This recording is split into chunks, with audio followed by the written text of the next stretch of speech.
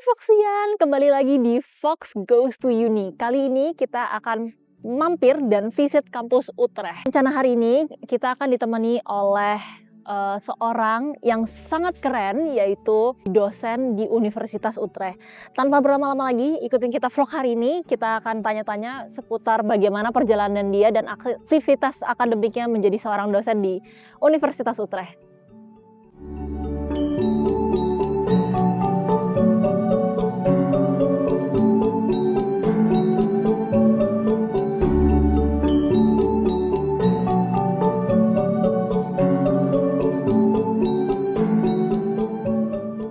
Foxian, sekarang di sebelah aku sudah ada Mbak Anissa. Salam kenal dan terima kasih sudah mau jadi salah satu narasumber kita juga, karena ini merupakan salah satu kesempatan yang baik juga untuk memperkenalkan para yang nonton Foxian kita sebutnya, karena terakhir kali kita ada di vlog Fox Goes to Uni kita berkenalan dengan mahasiswa, tapi kali ini Mbak Anissa ini adalah seorang dosen orang Indonesia yang mengajar di Belanda.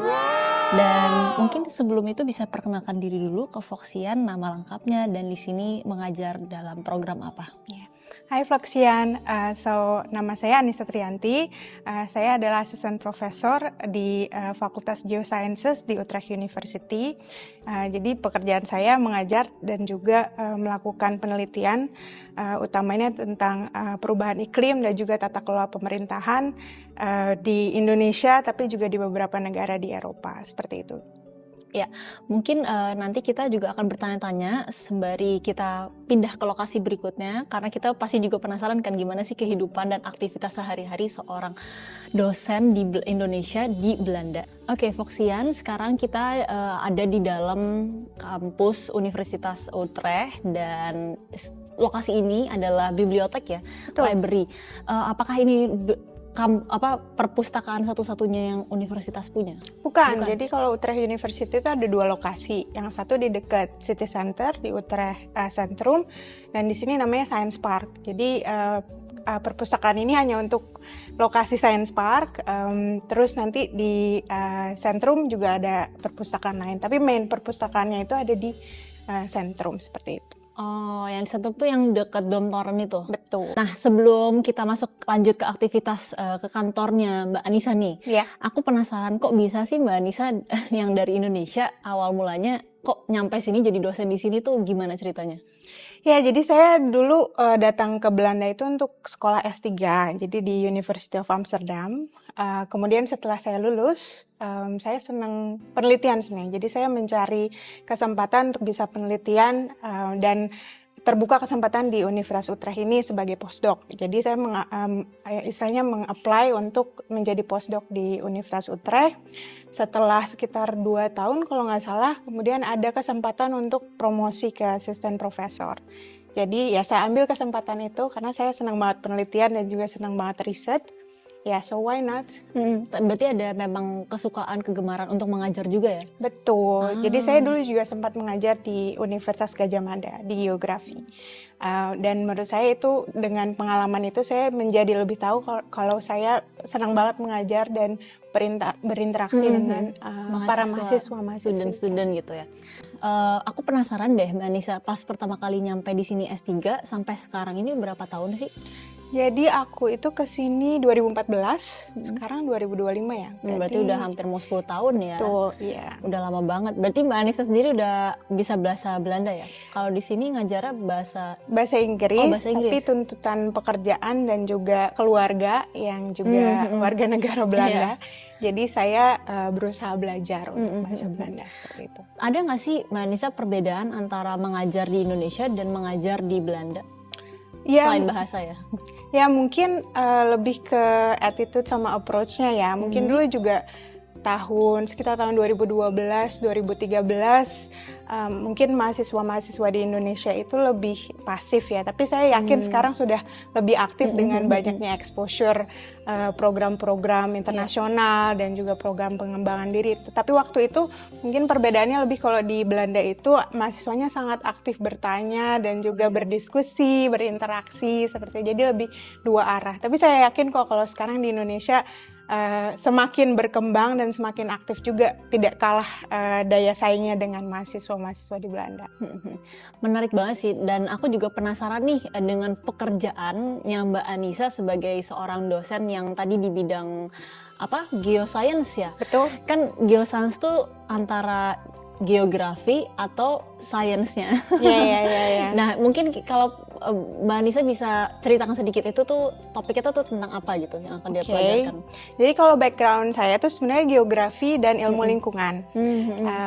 Itu enaknya istilahnya dia mencakup semua bidang sebenarnya. Geografi itu kan seperti mother of science gitu ya. Jadi kita belajar natural science, ilmu alam, tapi juga ilmu sosial. Jadi dengan background saya itu saya bisa sebenarnya kemana-mana intinya. Tapi memang passion saya itu lebih ke human geography, jadi geografi manusia. Kemudian di geosciences itu ya sama seperti di geografi di Indonesia, ada ilmu alam, ada ilmu sosial, tetapi untuk bidang saya yang sekarang saya tekuni itu lebih ke pembangunan berkelanjutan. Nah itu juga lebih interdisipliner, jadi ada ilmu alamnya, ada ilmu sosialnya. Tetapi mungkin fokus penelitian dan mengajarnya lebih ke arah tata kelola pemerintahan. Jadi regulasi, governance, seperti itu. Iya. Sulit ya, Hoxian? Enggak, kok nggak sulit. mungkin tadi kan Mbak Anissa bilang akan mengajar S1 ataupun S2. Mata kuliah apa aja sih yang diajarkan gitu? Maksudnya nama mata kuliahnya? Iya, kalau di program S1 saya mengajar di program namanya Global Sustainability Sciences. Kebetulan saat ini saya menjadi track coordinator untuk Governance and Societal Transformation. Nah itu mengajarnya macam-macam, tapi yang saya sekarang sedang pegang intinya itu nama course-nya misalnya Politics of the Earth. Jadi belajar tentang proses-proses politik tapi yang berhubungan dengan Earth system, jadi sistem bumi seperti itu. Kemudian kalau S2 saya juga mengajar di program di Utrecht namanya Sustainable Development, jadi seperti natural continuation ya gitu dari S1, program S1-nya. Tetapi juga yang baru saya ajar di 2 tahun terakhir adalah program namanya Charm EU Master Program on Global Challenges for Sustainability. Jadi program ini adalah kerjasama antara tidak hanya Universitas Utrecht, tapi juga 4 universitas lainnya di Eropa seperti University of Barcelona, Trinity College Dublin, kemudian juga Eötvös Loránd University di Hungary, dan juga University of Montpellier di Prancis seperti itu. Nah, itu seru banget karena sangat internasional, programnya hybrid dan inovatif. Dan ini mungkin aku baru pertama kali dengar ya ada mata kuliah, maksudnya jurusan ini. Aku kan pikirnya mungkin orang awam ataupun bahkan Voxian yang mau studi ke Belanda, salah satunya di Universitas Utrecht, pasti mereka nggak kebayang kan gimana, apalagi yang baru S1 mau masuk kan nggak taunya jurusannya kan ya politik, hukum, terus matematika gitu kan. Ternyata ada juga geoscience yang bersinggungan antara sosial dan juga IPA-nya gitu ya. Betul. Ya mungkin buat Voxian yang penasaran bisa cek di kampus Utrecht, ada salah satu jurusan, nanti bisa ketemu sama Mbak Anissa menjadi dosen kalian, siapa tahu kan gitu. Nah mungkin next stopnya kita bakal main-main ya ke kantornya Mbak Anissa, sama gimana sih aktivitas keseharian sebagai seorang dosen di Universitas Utrecht. Ya boleh.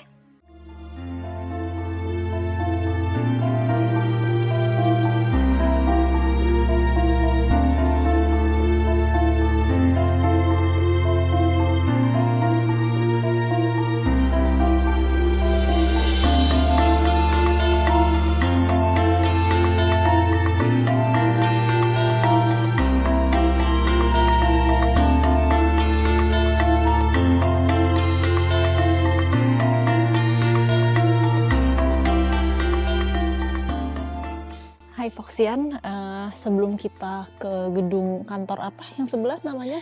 Vening-Manis Building. Nah, Vening-Manis Building itu tempat kantor tempat Mbak Anissa bekerja ya. Tapi kita mampir dulu ke KBG. KBG itu singkatan dari?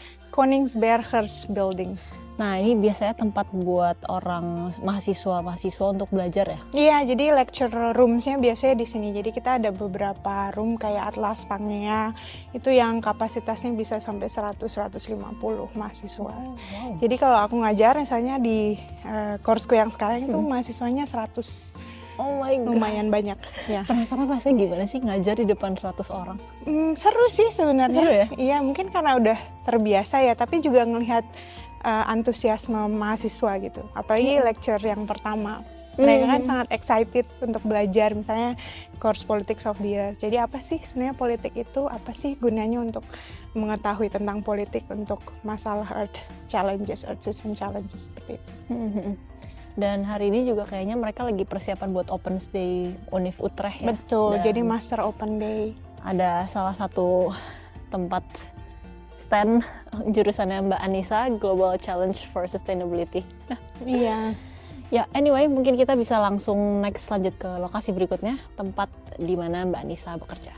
Oke, cus. Jadi ini adalah ruangan tempat Mbak Anissa biasa kalau ngajar ya, pakai papan tulis, pakai kapur gitu. Iya, tapi kalau course aku biasanya nggak pakai papan Oh, tulis. nggak pakai papan, hanya pakai langsung cuma project. pakai PPT aja. Iya. Oke.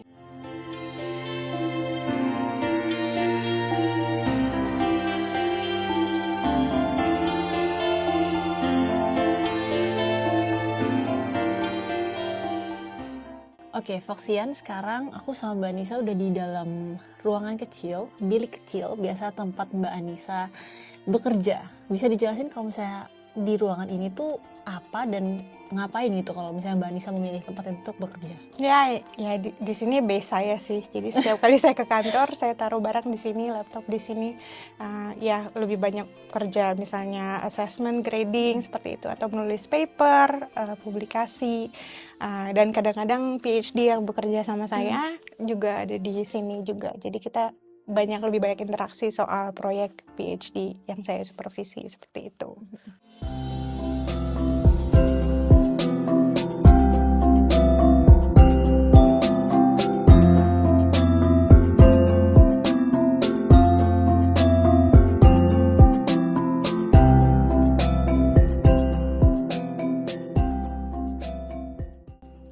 Terus tugas sebagai asisten dosen apakah juga bikin soal ujian? Iya, pastinya. Pasti Dan ya. itu yang sangat, it's not an easy job.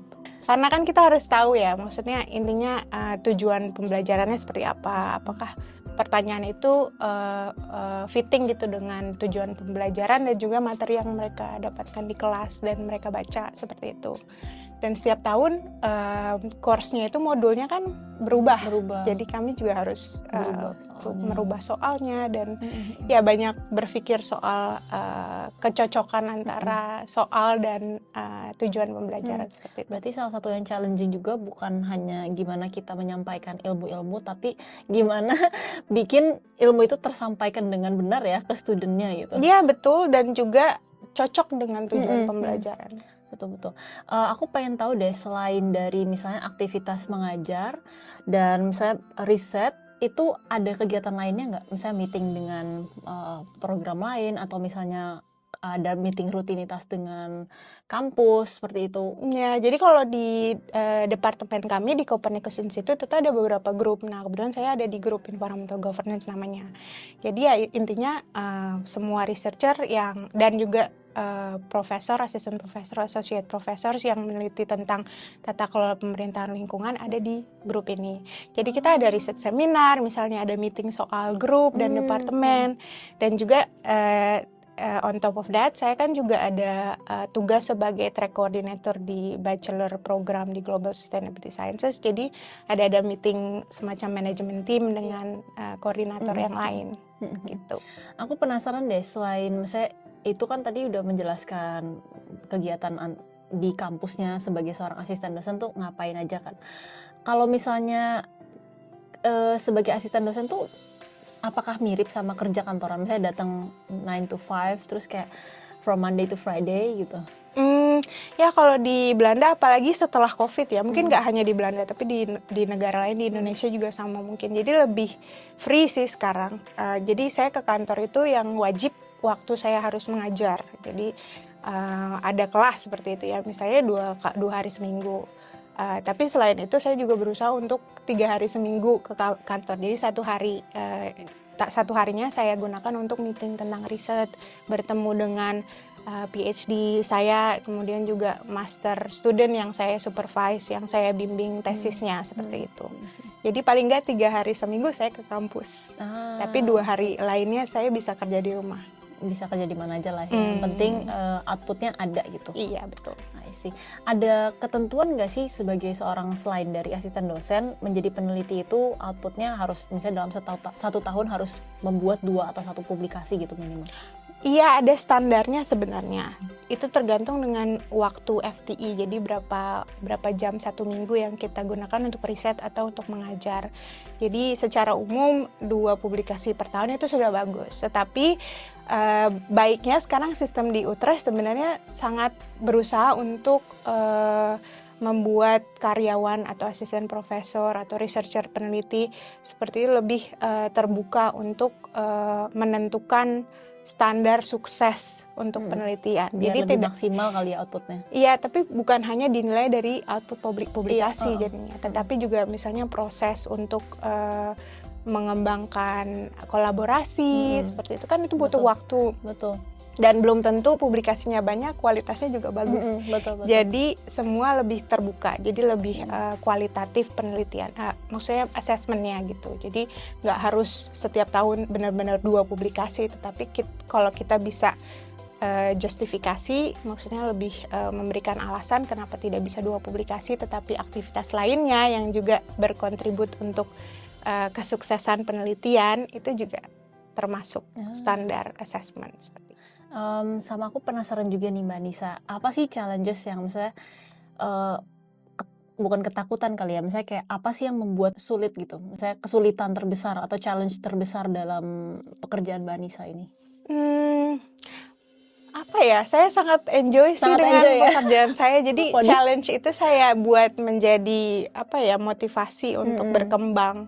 Ya mungkin ada beberapa ya untuk secure funding misalnya, karena riset itu kan butuh pendanaan, dan pendanaan itu ya tidak mudah karena harus kompetisi kan, harus buat proposal, harus punya tim yang bagus, harus punya ide yang jelas dan juga berkontribusi untuk penelitian dan juga ilmu pengetahuan seperti itu. Dan itu sekarang semakin kompetitif. Kemudian kalau untuk masalah mengajar ya pasti kan ada dinamikanya karena kita berbicara tentang interaksi dengan mahasiswa. Jadi mungkin ada beberapa kejadian misalnya mahasiswa tidak senang dengan kursusnya atau tidak senang dengan asesmennya seperti itu. Tapi so far so good karena selalu ada solusi dan kita selalu berinteraksi gitu dengan konstruktif dengan mahasiswa. The category of assessment that you will be assessed for, right? So it's about the content, it's about the layout and design, and also about your presentation skills, and also about the questions. So how you answer the questions. Kalau sebelumnya kan Mbak Anissa pernah juga ngajar di UGM. Ya. Itu ada nggak sih merasakan perbedaan ketika ngajar di sini? Misalnya culture-nya dalam antara para dosen dan mahasiswa gitu? Pastinya ada perbedaan. Mungkin kalau di sini lebih lebih free gitu, lebih banyak keleluasaan. Pastinya kalau di UGM kan kita juga harus menghormati intinya kultur dan pendekatan-pendekatan yang berbeda seperti itu. Sebenarnya saya senang juga mengajar di UGM karena saya banyak belajar dari kolega-kolega saya di sana, profesor-profesor yang mengajar saya. Jadi kalau saya ada di sini itu juga karena kontribusi dan pembelajaran yang saya dapat dari UGM seperti itu. Kedepannya mau balik ke Indonesia nggak nih Mbak Anissa? Kalau ada kesempatan. Kalau ada kesempatan. Pastinya mau lebih banyak berkontribusi untuk Indonesia. Tapi untuk saat ini mungkin saya ingin meningkatkan karir dan kualitas diri dulu untuk menjadi lebih dewasa dan lebih mumpuni untuk di bidang ini. Kemudian mudah-mudahan saya bisa berkontribusi di Indonesia suatu saat nanti. Amin. Sukses terus buat Mbak Anissa. Pokoknya yang penasaran mungkin bisa kali ya ke LinkedIn-nya Mbak Anissa, dilihat dulu background-nya, karena siapa tahu banyak yang terinspirasi juga kan yang masa peneliti-peneliti lain atau yang lagi S3 yang ingin juga seperti Mbak Anissa bisa ya diikuti jejaknya gitu lah. Iya, kontak aja. Bisa aja langsung kontak ke Mbak Anissa, siapa tahu kalian terinspirasi atau mungkin bisa berbagi juga kali ya, maksudnya gimana sih pengalaman yang memang sudah dijalani selama ini sebagai seorang asisten dosen. Anyway, terima kasih sekali lagi buat Mbak Anissa udah mau sharing ke para Foxian dan juga penonton semuanya. Pokoknya sukses terus. Terima kasih. Nah, tadi kita sudah ditemani oleh dosen di Utrecht dan sekarang kita mau cari mahasiswa Universitas Utrecht supaya kita juga ada mendengar aktivitas sebagai seorang mahasiswa gimana.